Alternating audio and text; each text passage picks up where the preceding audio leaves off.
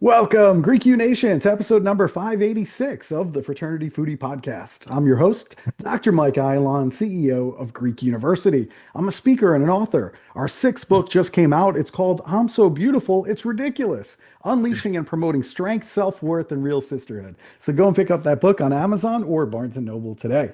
We call these episodes the Fraternity Foodie Podcast because there is nothing like great food to bring fraternity and sorority leaders together.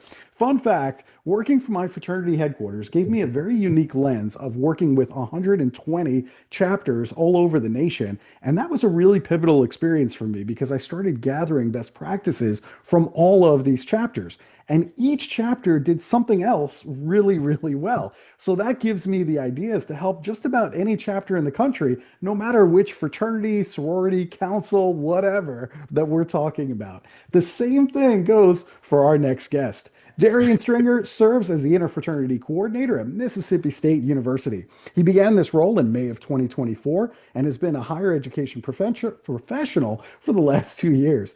Previously, he worked as a chapter consultant for the Pi Kappa Alpha International Fraternity. Darrian oversaw 16 chapters in the Northwest and Great Plains, assisted 9 chapters in their recruitment efforts, and even established a provisional chapter at Pepperdine University, which is a stunning campus, by the way, if you've never been there before.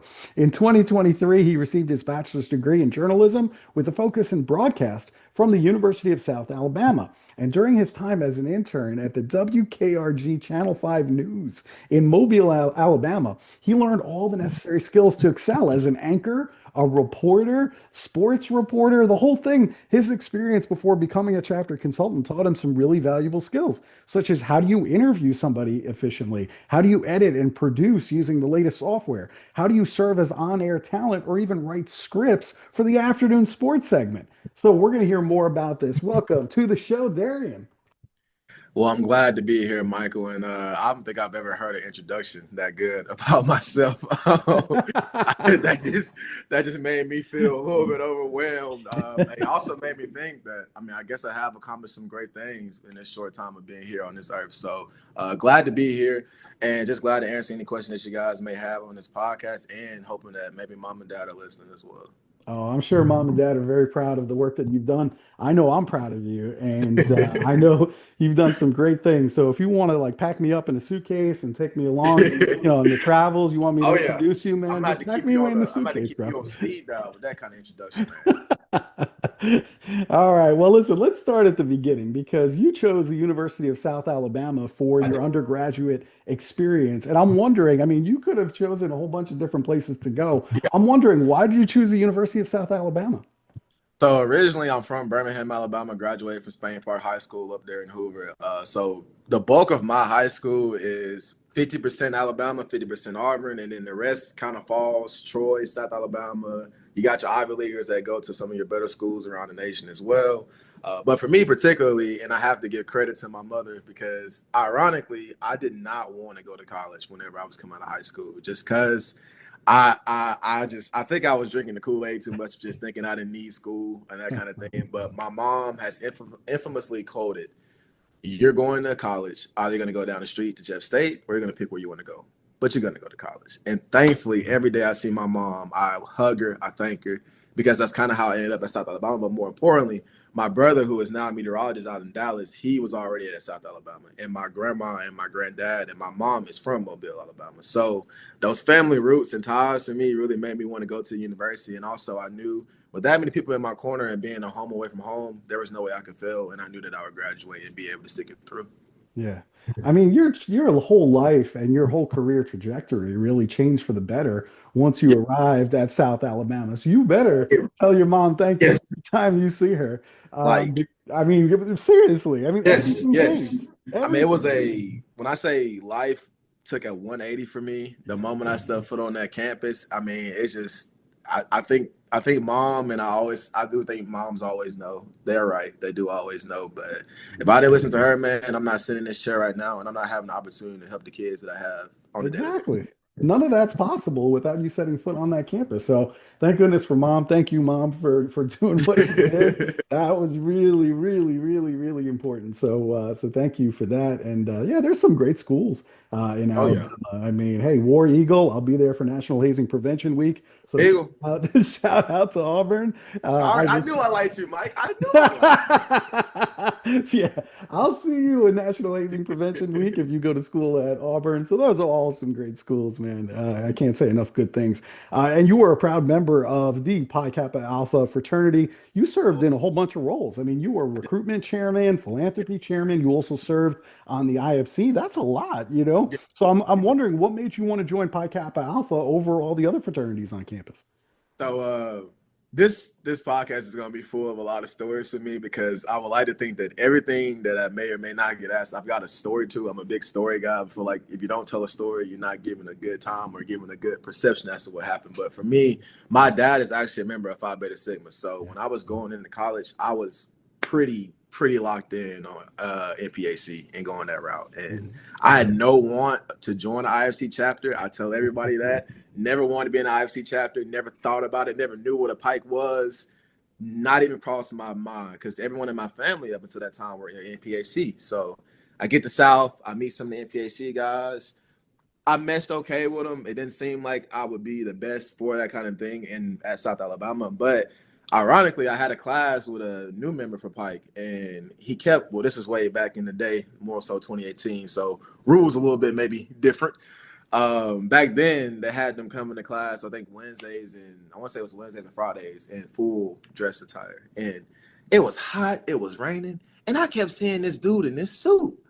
And it got to a point where I got to know, and I said, brother, you've got to tell me why you were wearing this suit. I keep seeing you every week in these clothes, rain, sleet, or shine, and you wearing these suits.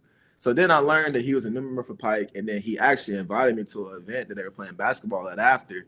And when I went, it was just like I went to see my friends, like people that I had never seen before. Like it was just like a connection that I really was missing because I played football and ran track all throughout high school, so I always had that brotherhood, that family to be having home.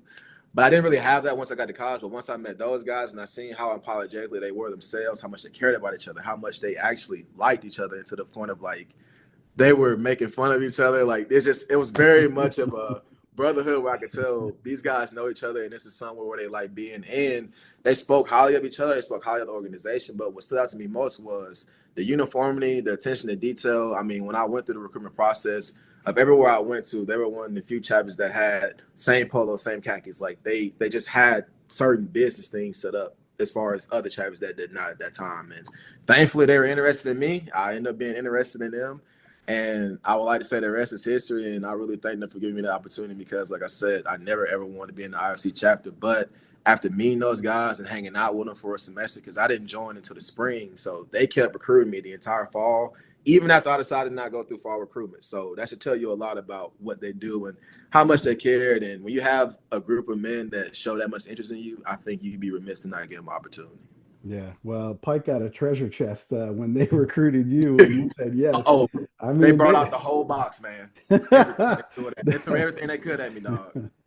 they stole you from Sigma. Let me tell you, Sigma lost out on a great member, bro.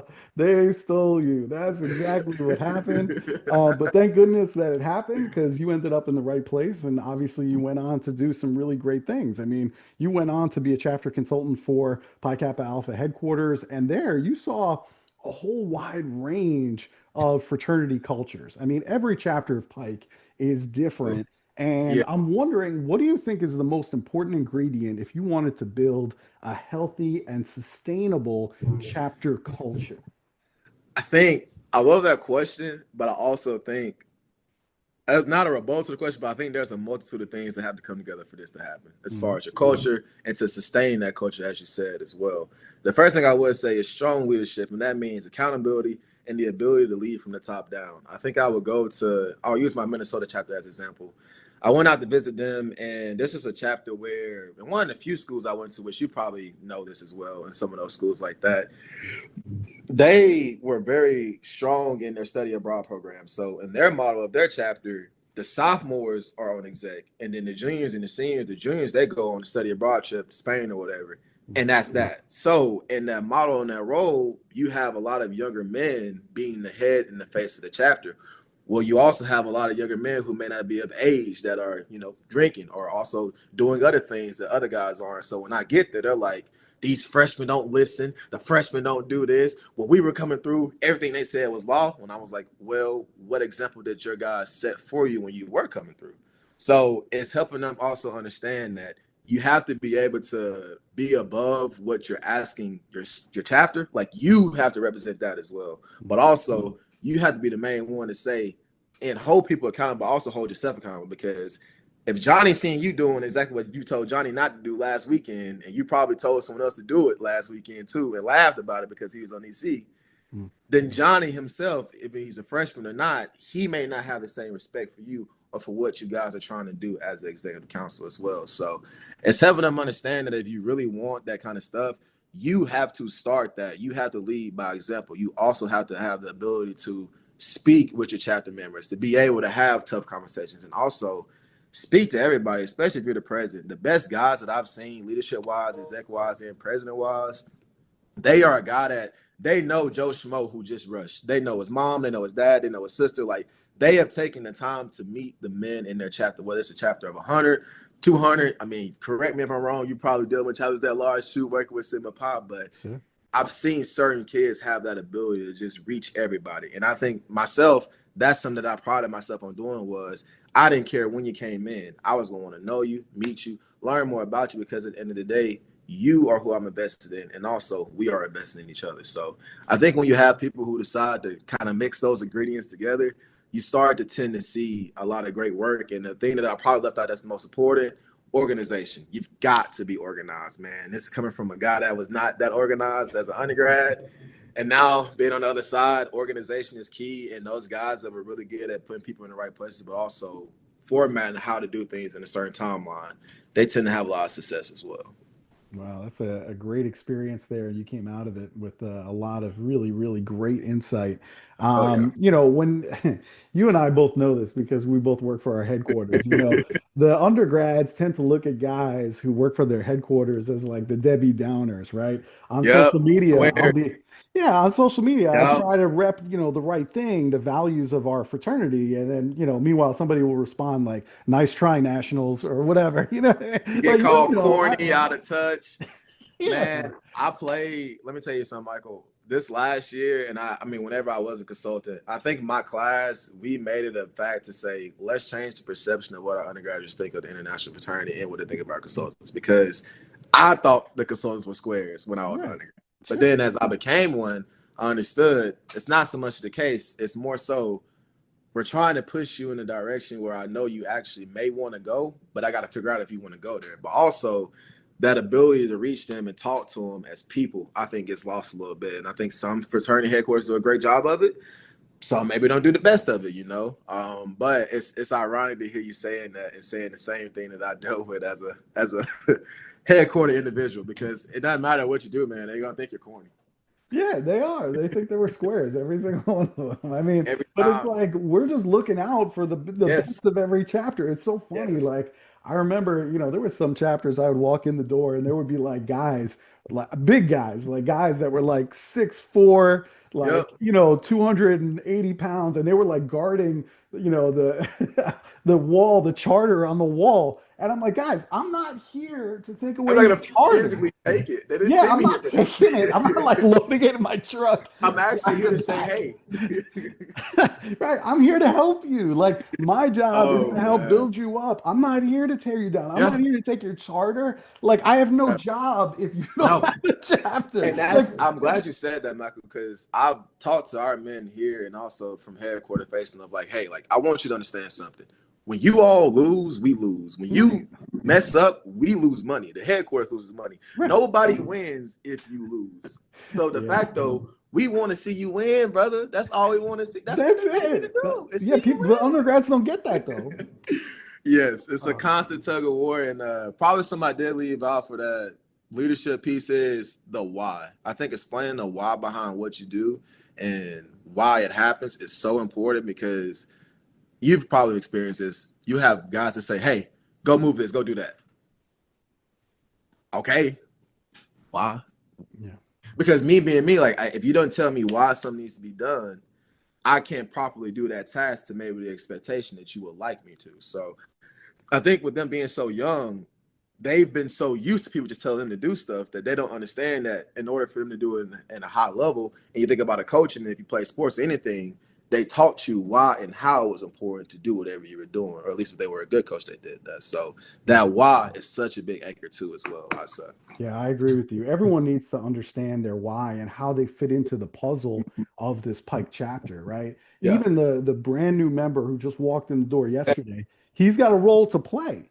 You know what Know I mean? your You might, role. yeah, you don't need to have a title, on exec No, board in order to be important, no. right? Ah, man, oh man, everyone's got to understand that. That's really important. You know, what the chapter members today, what they struggle with, what I've been noticing is just that accountability piece. They can't hold, they know right from wrong. Like, I don't need to teach them right from wrong. They already know that from their parents, from their professors, from their religion. Like, they already know Yes, that right from wrong. But what they struggle with is calling out their brothers when yes, they do something yes. that's not in line with the values of the fraternity. So, what advice do you have for chapter leaders who are trying to uphold the standards of Pi Kappa Alpha Mhm. without damaging those relationships because everyone wants to be well liked? Yeah. And I err on the side of I'm more of a tough love individual. I would 100% say that. And Hmm. I try to explain to not just my men here, but even when I was on the road of like, hey, people ain't gonna like you some days, dog. And that's okay, man. You gotta understand that I have a saying and I have had this saying since I was undergrad and even now. If you have to love me for you to get it, brother, I hope you love me till you can't love me no more. But if you need to hate me for you to get where we need you to get as a chapter, I need you to hate me, man. Because whatever it takes to ensure that you are successful, not just while you're in college, but after school when you get your degree, that's our mission. That's our vision. That's our objective as fraternity men. Not just for Pipe, but I think for any fraternity. So I think it comes with you first looking yourself in the mirror and saying, well, am I doing enough? Am I carrying myself how I should, first and foremost? And then two, it's okay, if I am, is my exec surrounding me doing the same thing? Okay, let's say that's all happening. If that's all happening and things still aren't going how they should, or you're still struggling, then I ask, what are your conversations like with these people? Are we addressing the chapter and embarrassing them? Am I pulling them one on one and saying, hey, brother, I noticed this, and this about you? And I learned from being a consultant that the one on one, hey, let me talk to you. Let me chop it up with you real quick. That has had more benefit for me than ever calling someone out in a chapter or in front of people or in a group chat. So I think with our younger men, it is explaining to them, how do you reach those undergrads, or how do you reach that certain guy that's always being annoying? Or as you know, there's always one person in that chapter, no matter what you say, no matter what you vote, is gonna say something smart. We call him the back row G. I forget what we call him, but it's just always one man. But it's also understanding the politics of a fraternity. Like, you need to know that if that guy's going to speak up all the time, you need to get that guy on your side, because he may be the reason why people listen to you, or he may be the reason why people dislike you your entire presidency. So I know I gave you a lot of answers in one question. I apologize if I gave you too many, but I think all of those things really do matter with trying to create that accountability, but also just realizing if you don't correct it now, it doesn't get corrected later. I've explained to my guys, when you don't fix something when it happens, it festers, and it also creates an image or a thought from Johnny over here where Tim did it. You didn't do nothing to Tim. Tim was your homeboy from back home, but you didn't do number 10. We're gonna do something to me. So now it's a look. Now we gotta actually take that across the board and apply it. So helping them understand, you let one slide, we might be letting everybody slide, man. So, and it's hard to have that conversation with guys that want to be liked. They're still young. They don't want people to hate them. But also, I think you could commend this as well.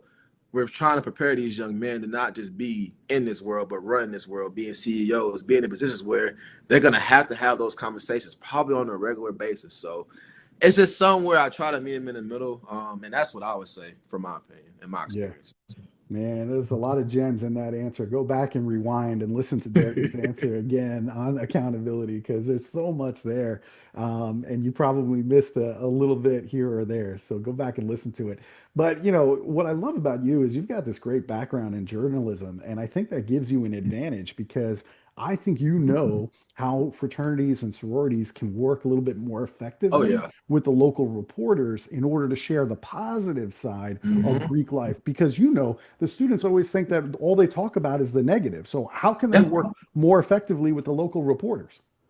So we would actually, and I hope Buck doesn't get angry at me for sharing this little tidbit. A recommendation that we will often make for our chapters would be, if you're doing a philanthropy event and you're doing some good in the community, text or email your local news outlet. Like, talk to them, reach out to them, because as someone that was working for WKRG, there's a litany of times where I said, hey, XYZ is going on in South Alabama, because what we don't know is, or our fraternity men don't know, if you're not involved in the news, they always looking for a story, man. We're always looking for a story. They always need something to report. So if you can set that up with them ahead of time, that's great publicity. Also, furthermore, if you can get your student newspaper or your school newspaper out there, that helps you even more. I think my director here, John Michael, does a great job of getting a reflector to come out, do little articles about us, and also facing Starkville's newspaper will do some stories about us, because he'll send that stuff in to him. So it's utilizing social media and media in the news to your advantage, and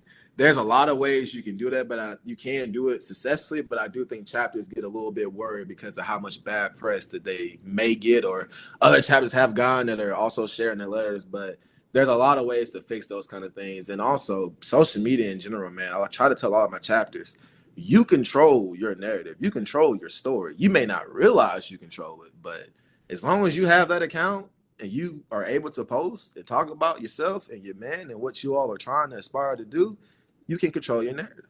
Yeah, I'm with you. You definitely can control the narrative for better or for worse. I Yeah, mean, if you go on Instagram and you post, 12 bottles of Everclear on your Instagram page, you I mean, create, so you're making a statement with that, right? you're About saying who who you you are. are, right? Yeah, I mean, it's very That's what it clear is. what you're prioritizing, right? Uh-huh. And that goes against the values of every fraternity and sorority in the country. It does. So, one bad story, one bad post can hurt an entire community's image. Man, Everybody, not just your fraternity, yeah. everybody on that campus are going to be talking about. So, what strategies should the chapters have in place to manage their reputation when something really difficult does Yeah. occur?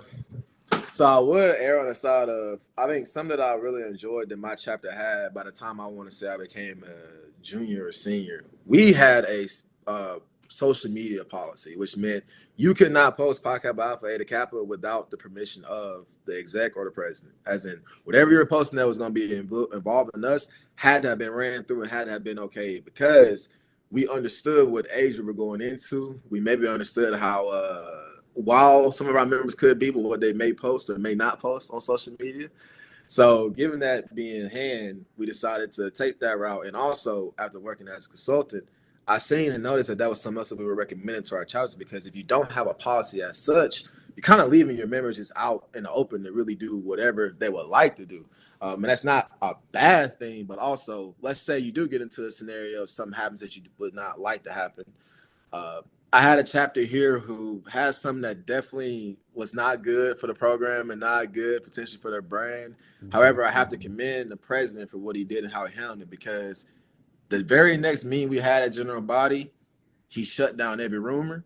He just came out with it and said, this is what happened. This is how we messed up, and this is how we're trying to fix it.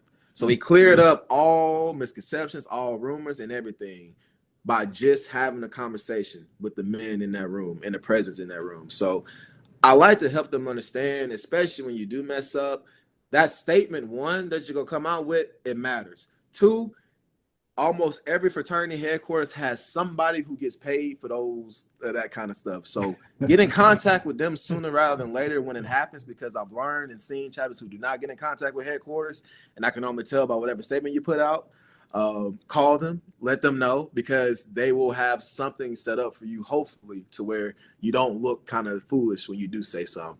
But and the last thing is getting ahead of it and just facing the music, man. Like, if you want to wait and not say anything, you allow people to build and create a narrative for you. However, from being in that journalistic background and understanding how the news work and how they may tend to try and tear down people that they shouldn't, if you keep the narrative in your court and the ball in your court, it becomes very hard for them to say, well, they didn't do X, Y, and Z, when you know you have done X, Y, and Z, and you've talked to your headquarters, and you've talked to your school, and you've spoken with all the correct parts. So that's what I would say, as far as just trying to make things work and trying to help yourself not look horrible after something horrible may happen. And it happens to everyone. I know, for being a CEO, bad headlines, bad things, it happens. But the response to how you counteract that, I think, matters more than anything. So that's what I would say. Yeah, that's great advice there. I mean, listen, everybody screws up. I screwed up as chapter president. I Yeah. still screw up today. I screwed up Hey, as executive director. I tell them that all the All time. those things. I screwed up a million times. Like I'm not Yeah. perfect, right? But people will forgive you if you're Oh, genuinely yeah. sorry and you show them how you're going to address it. That's all. Mhm. Just be straight. It's none of us are perfect. We're humans. Like every single one of us, we're flawed in some Yes. way, and so I'll Yes. forgive you if you make a mistake. That's what college is for. It's trying to figure out what are my leadership skills, and then if you make a mistake, then you correct it. It's much better to make Mhm. it in college than it is in Yes. the real world The whole when, point. yeah, that's the whole point is you're gonna Take them mess up. now, so when you get out, we can limit those mistakes and ensure that you're successful, your family's successful, Yeah. everybody's good. And I'm glad to hear someone else. I love talking to other people in higher education, man, because it's like we just get it, man. We We get understand. it. But I think it comes from dealing with a litany of situations and 18 and 20-year-old individuals. And when you have the time to really think about what they tell you, sometimes you just gotta laugh because Yeah. they are some funny individuals. Yeah. And when that does happen, just contact your headquarters and give them a heads up that something is going on. Yes, I mean, Darrian does loop not us want in, to be caught flat-footed, and the executive dude. director of Pike, he Yep. definitely does No. not want to be caught flat-footed, and like suddenly he's getting a phone call from the cops or he's Yes. getting a phone call from the university. Hell Or no. cease and I want desist. to hear from my members first. Yeah.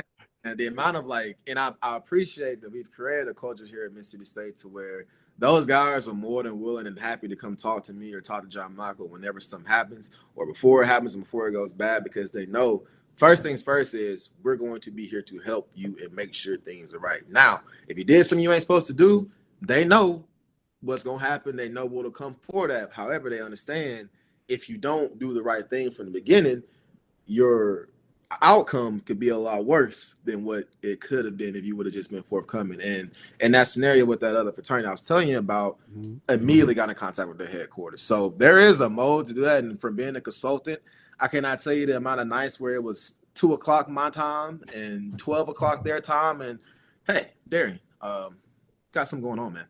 And it's like, oh my God, great. No, how you doing? What's up? What do you need? And like whatever is going on, I'm stopping whatever I got going, trying to figure out what happened, trying to get to, at least the thick of what has happened. And then from there, just trying to put them in the right places so that we can make sure that we take care of that matter in the best way for that chapter. Yeah.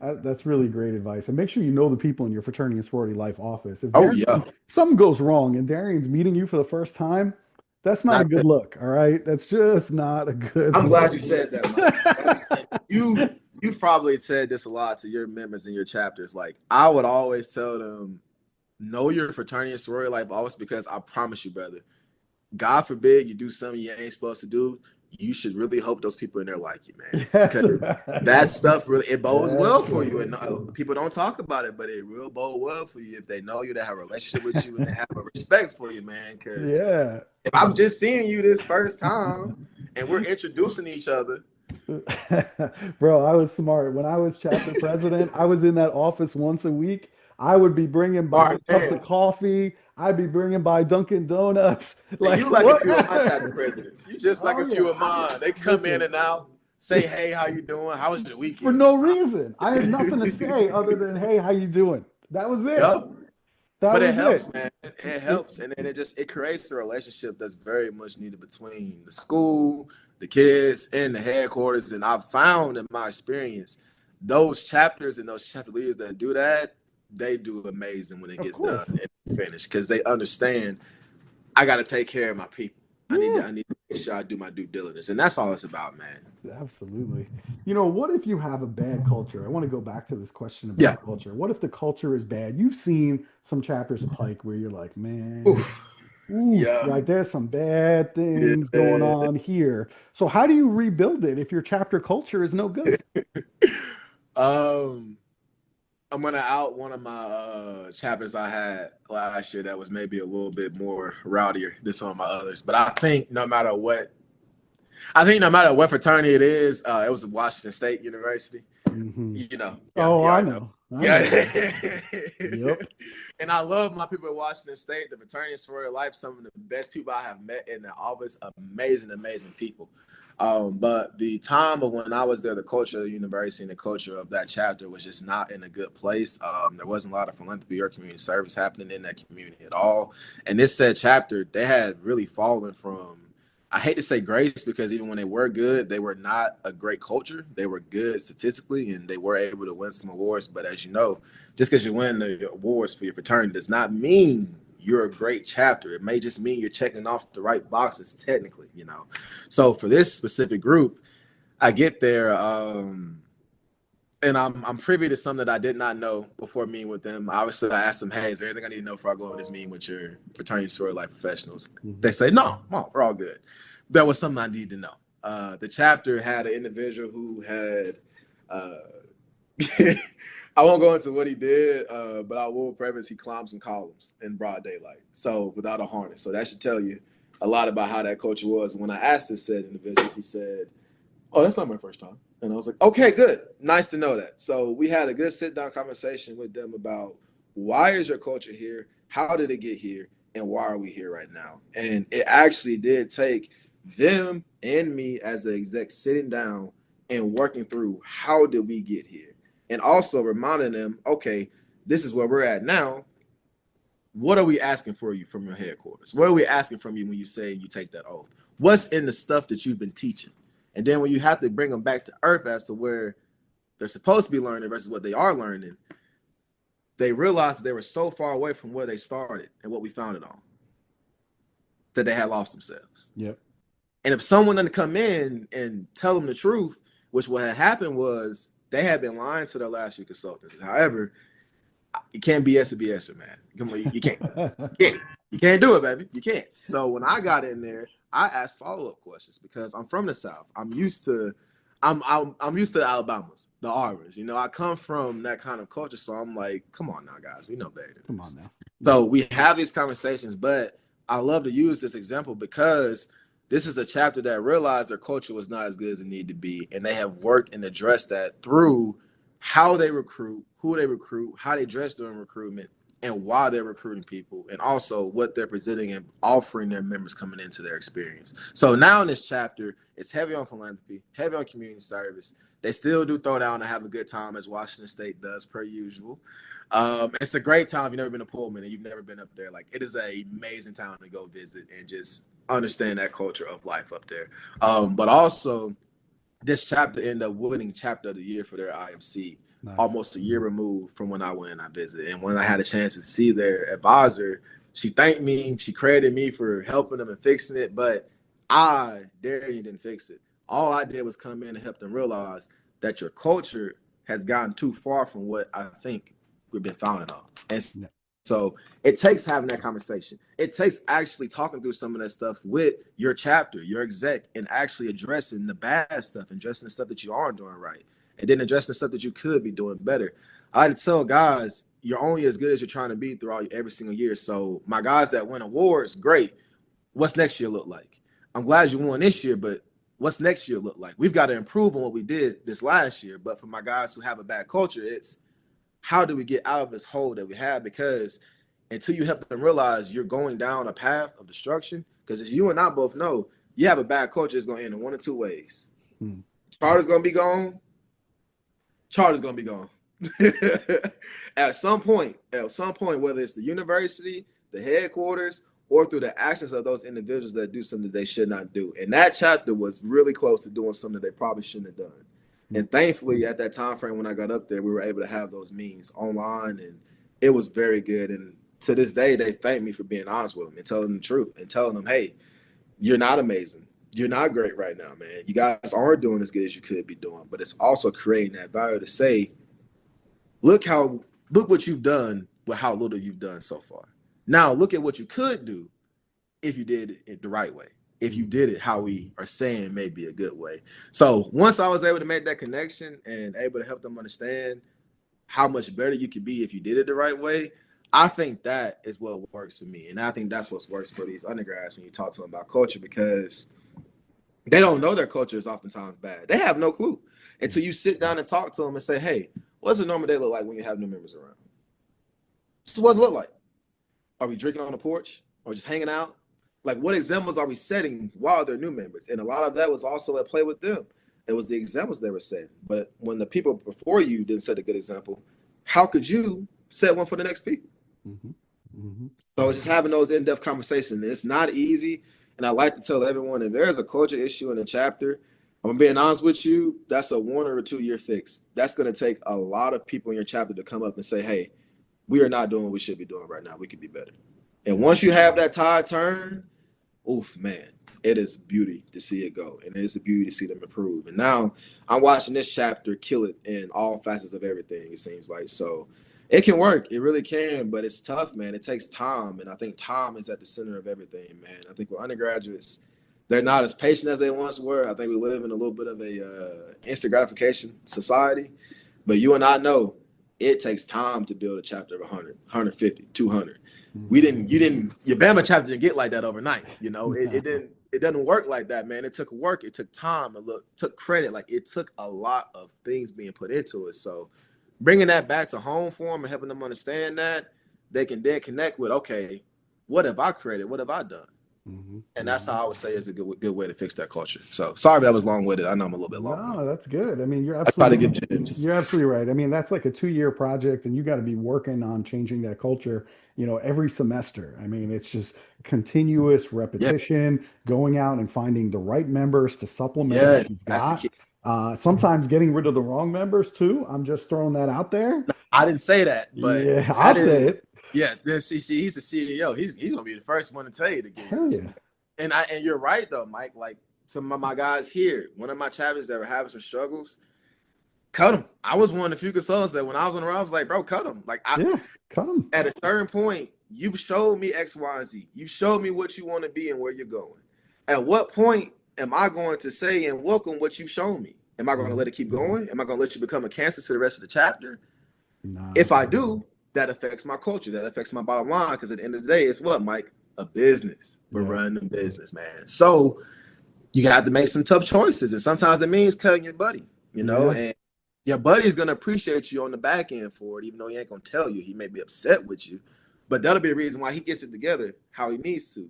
And as you and I both know, you can get cut and come back if you do the right thing, man. Right. Okay? Yeah. Just got to do what you need to do. Right. Well, good on you for turning things around at Washington State. I mean, that can be a challenging culture. No shade at Washington State. I love you guys. Let me tell you, I spoke there multiple times. I spoke at their basketball arena for fraternity Oh, and my sorority God. life. It was incredible. They have incredible people that work at the Yeah. office at Oh, Washington so many State. good people. I mean, some of the best people work in that office, and talk about changing culture. I mean, really feel like over the past couple of years, they've been making some really, really good changes in that community and making it so much better. And They I are. like to feel that you had a part to play in that. I feel like I had a part to play in that. All the people that are helping them get to where they need to be. Yeah. And good on them for making all those changes. And Pike, man, I hope you guys continue winning all the awards, man, at Washington State. Good for you. Good for you. I hope they keep Listen, on winning, man. I'm yeah. proud of them. And now being off staff, and I still got a connection and relationship with a lot of the fraternities that I served and the chapters that I served. And it's just great to see them go from where they were. I had one that was they had a membership review when I was their consultant, and now they just won chapter of the year for theirs Yeah, this it's last year. possible. So We see those it's, turnarounds all the time. it really is like that. If they Mhm. decide they want to fix it, Right. They'll it fix it. changes. Yeah, I mean, I had a chapter that was probably like 30 grand in the hole that they owed the Woo! national headquarters. And I work with them on fundraisers, and we turn this thing around, right? We could Yeah, easily just said, "Cool, we're going to shut down the chapter and it's over." yeah. Could just gave up on them. Or, right, and just move on. Or we Hmm. could say, you know what? If you guys want to fix this, I'll help you fix it. You know what I mean? Yes. But you got to want it. I can't do it for you. I can Gotta give you meet us the in the middle. blueprint, but you're the Yes. one who's got to pick up a hammer and start Yeah. getting to work. Yes. And that's big too. Of like, I think the work side of things for some of our guys nowadays is like Mhm. some guys are scared of hard work. Some guys Right. haven't worked that hard so far in their life. But we gotta have it. You gotta put in work, man, because if we don't put the work in, we don't get the results. So it's centering that and helping them understand what you want is great, but you don't get that without the work. And reverting that back to them, man, I feel like I'm doing it every single day. I get back to that conversation with my guys, but it's also great to see, and I'm sure you could attest to this, to keep watching it happen in real time and watching your advice pay off. So, it's not I never say it's a struggle. I have people always tell me, and when I tell them what I do for work, they say, "Are you okay?" And I'm like, dude, I'm great, man. Like it's not what you think it is. If anything, I'm fortunate to have and do what I do with these kids. Yeah, there's nothing better than watching a chapter that you've helped advise, win chapter of the year. And that's exactly what happened to that chapter that I just mentioned with the 30 grand in the hole. After a year working with them, they paid back every dime of that 30 grand and they won chapter of the year. It is possible, and we see It's it. work. And it's work. I mean, I'm not going to say it was easy. It definitely wasn't easy. Yeah. But if you put in the work and I will help you to get there, then you can turn this thing around. And for us as advisors, there's nothing better. There's no better feeling than that. Like I'm handing them the trophy on the stage at our convention, and I'm bawling like a baby. Like the tears are coming down, off my head. Just I couldn't stop because I know how much work they put in, and I know how good it felt for them. It was great. Man, that's such a big deal. And I would say the last facet to that culture piece, the history. The history gets lost in these chapters a lot. Yeah. And a lot of times your senior story and your freshman story is two different stories. If that senior doesn't tell that freshman how it went down the last 4 years when he was here, where does that get picked up on in the process? So it's almost like we keep starting from scratch. And I've noticed that a lot with our men. They're starting from scratch. And it's like, hey, you don't have to start from scratch, man. You've got guys who they've had this. They've dealt with this. This has been an issue in your chapter for maybe 40, 50 some years. Just ask a consultant or a headquarters guy, but talking, making that communication and making sure our older guys talk to our younger guys. So that's at the core of it too, man. That's a good point. I mean, if your seniors are disengaged and they're ghosting you right now, you're losing a major, major resource. Make sure you put on your next agenda that senior Darrian is going to tell the freshman exactly what happened and how he became so successful and how he got hired by Pike headquarters. He's going to fill in all those blanks for the younger guys so that way they get the same opportunities that he got. But you as chapter president got to put Darrian on the agenda. Like you got to give him something to do.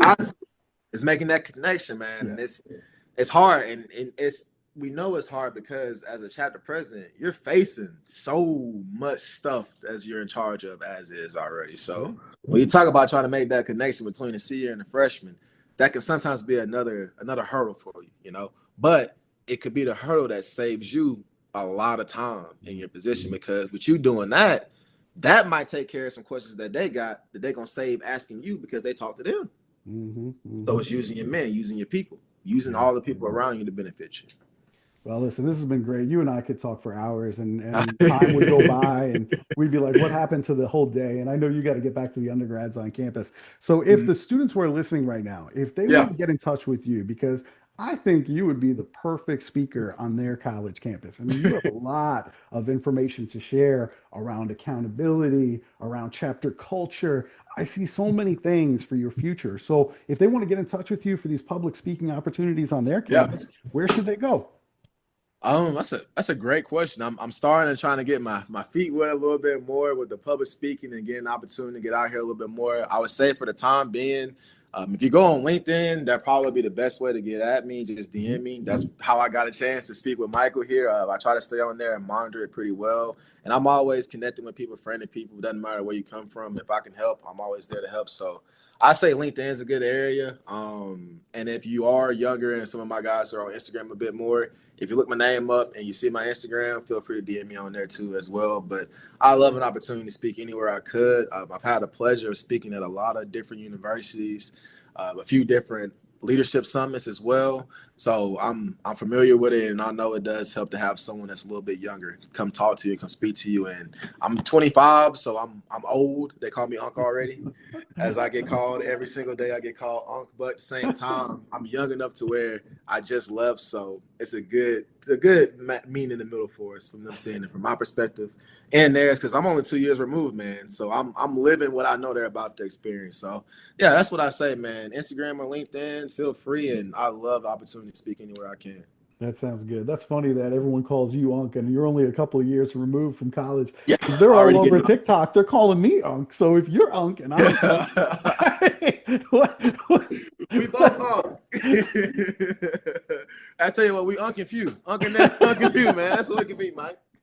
well, you're a hell of a lot younger than I am. That's all I'm gonna say. But yeah, because I'm literally double your age. I just celebrated my 50th birthday, bro. Really? Yeah, I bro. couldn't see if you wouldn't have said you was 50. I would have never known, Mike. I thought you was every bit of 40, 35. No, bro, I'm 50. I act young because I'm on college campuses hanging out with fraternity and sorority members all day. That gives you all your energy you need It right gives you there. all the energy you need. That's it. That's it. Well, Darian, this is a lot of fun. To our audience, if you want to look him up on Instagram or on, let's say, LinkedIn, that's where I connected with him. I'm going to give you the spelling of his name. It's Darrian. Last name is Stringer. Go and look them up on LinkedIn or Instagram, whichever platform you like. Send him a message. Say that you loved his program on the Fraternity Foodie podcast. He'll get a big kick out of that, and let him know how he can help on your campus. So, Darian, thank you so much for the time. This was a lot of fun. Thank you, man. I appreciate the opportunity, and hopefully I get a chance to come on again sometime and also get some more opportunities to work with you, man. Absolutely. I'd love that. I think our team would love that too. So, to our listeners, if you enjoyed this conversation with Darian, I want you to like it and I want you to share it with other fraternity and sorority members on your campus. Thanks so much for joining us, and we'll see you on the next episode of the Fraternity Foodie Podcast. Bye for now.